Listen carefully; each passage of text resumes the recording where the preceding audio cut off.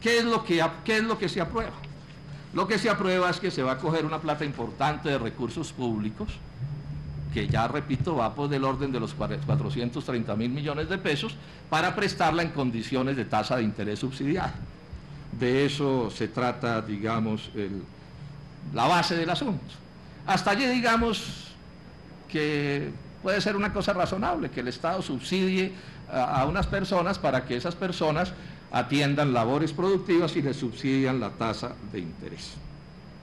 Ese es, digamos, el asunto. Los montos son más o menos estos. Al final, el total de los créditos son 463.000 millones, con FAG, ojo a la palabreja FAG, porque la vamos a referir todo el tiempo a ella, son unos 438.000 millones, estamos hablando de unos 2.100 créditos en números redondos. Voy a simplificar los números para ganar tiempo. En flores 270.000 millones, en bananos 128.000, acuicultura 39.000, frutales 127 millones, platas grandes. Bueno, eso es lo que se acuerda hacer. Lo primero que hay que resaltar de la operación es que los créditos se van a entregar en un grado de concentración como el de agroingreso seguro, o sea, a muy poquitos mucha plata y a muchos muy poca plata, en general a los bananeros y plataneros. Demos una cifra. Aquí hubo también, lo que pasa es que no me quiero enredar mucho en esto, hubo recursos propios de los bancos muy poquito y la plata principal la pone el Estado. Y los bancos se ganaban el subsidio, digamos, se lo ganaban los bancos y había recursos de los bancos y recursos del Estado. La mayoría de la plata es de recursos del Estado. Me voy a referir solo a ellos para no enredar el asunto. De esos recursos del Estado son unos 1.100 créditos. En donde, perdón, 1.100 créditos, o sea, el 88% son créditos pequeños para gente con activos de menos de 5 millones de pesos y son el 2% de la plata, mientras que 59 créditos con gente con activos de más de 50.000 millones de pesos son el 85% del crédito y el 81% del total de los subsidios. No quiero aburrirlos con muchas cifras, simplemente insistir en que el grueso de la plata se le da a poderosísimos empresarios, en varios casos transnacionales. Primer cosa que quiero dejar sentada, una lógica plutocrática, que ha sido muy propia pues del libre comercio y del neoliberalismo, que es la política del gobierno anterior y yo creo que es la política del actual gobierno.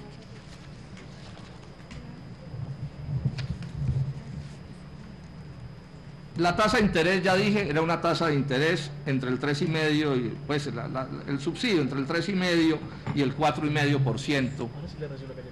O sea, el Estado ponía casi toda la plata, pero pues se recuperaba una parte y una parte la perdía como subsidio, era el subsidio al productor. Hasta el 25 de octubre de 2010, la plata de los subsidios, o sea, la plata que ha regalado el Estado colombiano a estos deudores, son 27.000 millones de pesos en números redondos, o sea, que ya hay un subsidio importante como parte de la política. ¿Cuáles actividades se financiaban? Que es la determinación que se toma en la Comisión Nacional de Crédito Público. En primer término establecen capital para empresas, capital de trabajo, nueva inversión, cosas que son razonables, pero llama la atención mucho una cosa: para pagar pasivos financieros también se utilizan estos recursos. Entonces aquí ya llama la atención qué es lo que sucede con esta operación, y estamos hablando de más de 28.000 millones de pesos. Es que bancos comerciales sustituyen deudas que tenían con estos personajes, seguramente en riesgo, las sustituyen por las líneas del gobierno nacional, o sea, se siguen ganando, digamos, su comisión como banqueros, pero ya la plata que está en riesgo no es la de esos bancos privados, sino que es la plata del Estado colombiano que está siendo aportada. Es obvio que esta operación no se ha debido permitir por parte de la Comisión Nacional de Crédito Público, si se supone estaba preocupada por la suerte de los recursos públicos, porque es permitirle a los banqueros privados que cojan cartera mala y se la endosen al gobierno nacional mientras ellos se quedan con la cartera buena. La norma decía originalmente que el tope era de 5.000 millones de pesos, máximo crédito. Bueno, en algún momento esta comisión, de la que ya mencioné quiénes son los personajes, liberaron el tope ya era alto, 5.000, sin embargo lo abrieron a cualquier suma, cosa que los banqueros también saben que es una cosa de meditar con cuidado cuando estamos hablando de un sector en los aprietos del que estamos hablando. Lo normal en estos créditos del Estado, que casi todos son tramitados a través de Finagro, es que el deudor o quien va a hacer el crédito se comprometa con sus recursos a pagar el 20% de la inversión, por lo menos el 20%, y el Estado lo patrocine, digamos, con el 80%. ¿Esto para qué? Pues para buscar que haya algún tipo de riesgo compartido. Bueno, en esta política deciden financiar el 100% de los recursos de los que estamos hablando. Esto, con esta advertencia, es que Finagro, lo que ha sido normal es que hasta el 100% solo sea para pequeños y medianos productores. Aquí hay una cosa que es interesante tener en cuenta. Hay ciertas cosas de estas políticas que son fácilmente aceptables en el caso de pequeños productores, o medianos incluso, pero que ya en grandes se vuelven muy discutibles. Entonces la norma permite 100% en pequeños y medianos, la norma corriente. Aquí cambian la norma para permitirles pasar del 80 hasta el 100% a los medianos y a los grandes. Y recordemos que aquí los medianos en Colombia suelen ser grandísimos, porque la forma como están definidos es una fórmula torticera. Además, el plazo de estos créditos es a 7 años, que no deja de ser probablemente lo necesario, pero que también en el mundo de la banca es un crédito que se debe mirar con atención, porque es sabido que en negocios de crédito el plazo aumenta los riesgos. Y además con un periodo de gracia de 3 años, que probablemente se pueda explicar también razonablemente, pero que también, repito, aumenta los riesgos de los que estamos hablando. Entonces aquí me toca hacer una explicación que resulta clave en este asunto, que es el tema del riesgo moral. Yo voy a enfatizar mucho en este punto. ¿Qué es el riesgo moral?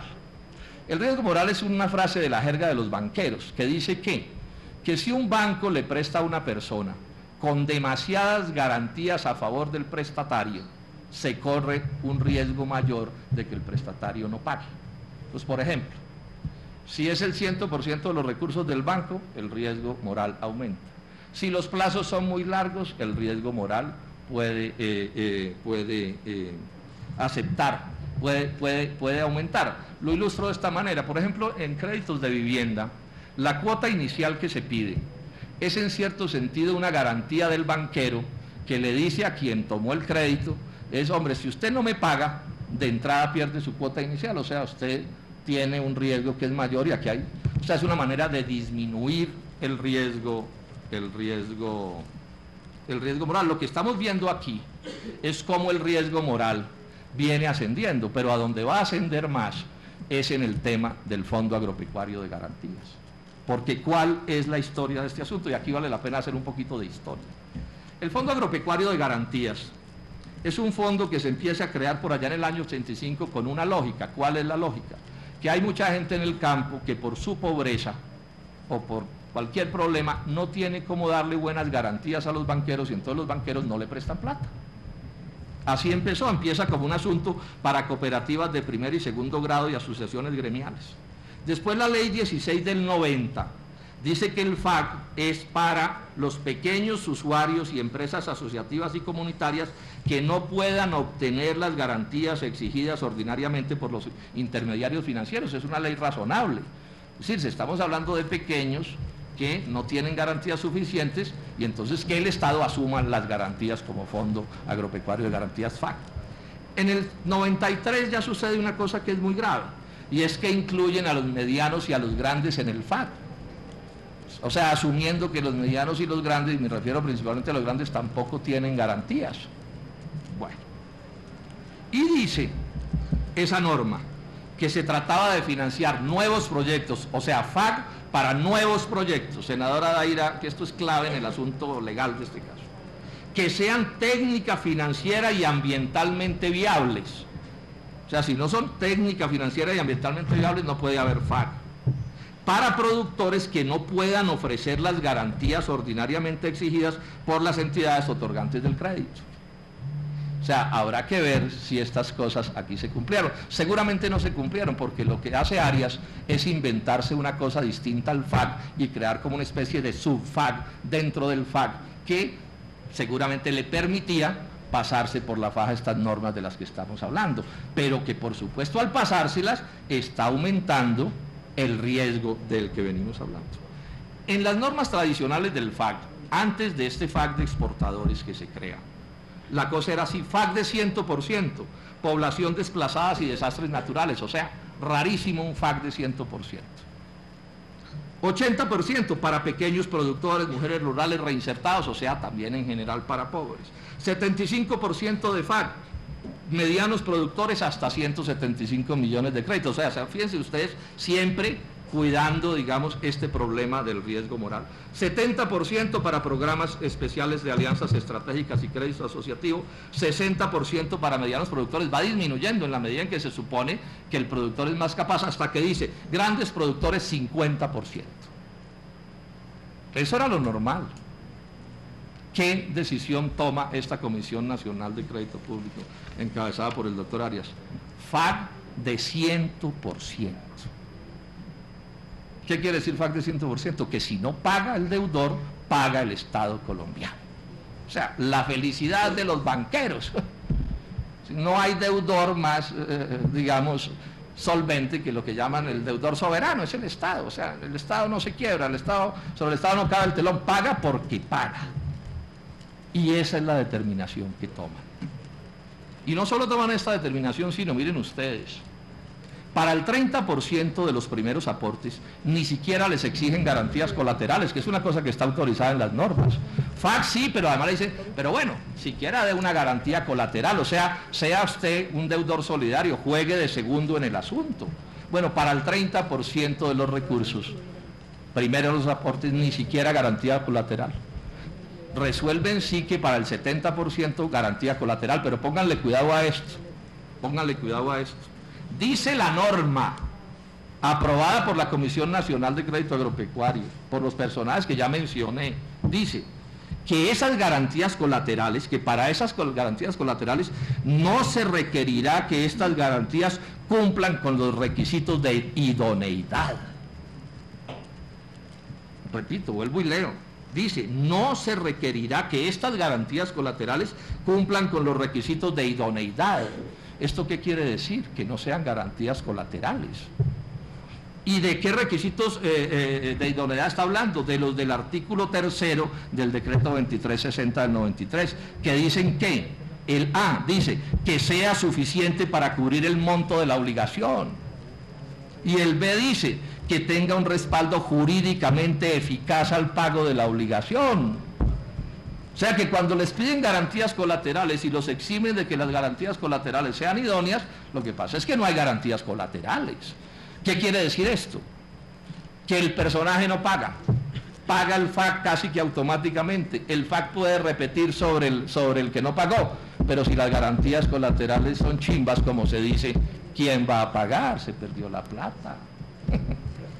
Esto es una cosa escandalosa. Yo no recuerdo pues antecedentes de una cosa en Colombia en políticas públicas tan graves como esta que estamos mencionando. O sea, casi que el que pague es bobo. ¿O cómo es la cosa? ¿Está loco? Le regalaron una plata y se regaló para pagarla a unas personas que ya estaban en gravísimos aprietos. Es decir, a unas personas que los hechos las empujaban probablemente a no pagar. Por eso cuando yo digo vamos en 70.000 millones de líos, vamos a ver hasta dónde van a llegar los líos, porque probablemente esos 70.000 millones ya estén causados cuando esos personajes ni siquiera hayan tenido que pagar la primera cuota, porque es probable que estén en los 3 años del periodo de gracia. ¿Cómo van a estar esas deudas dentro de 3 y 4 y 5 años si lo que se está diciendo es que la revaluación en el mundo sigue, porque así lo determina Estados Unidos y el gobierno nacional de Colombia no va a hacer nada en contra de eso?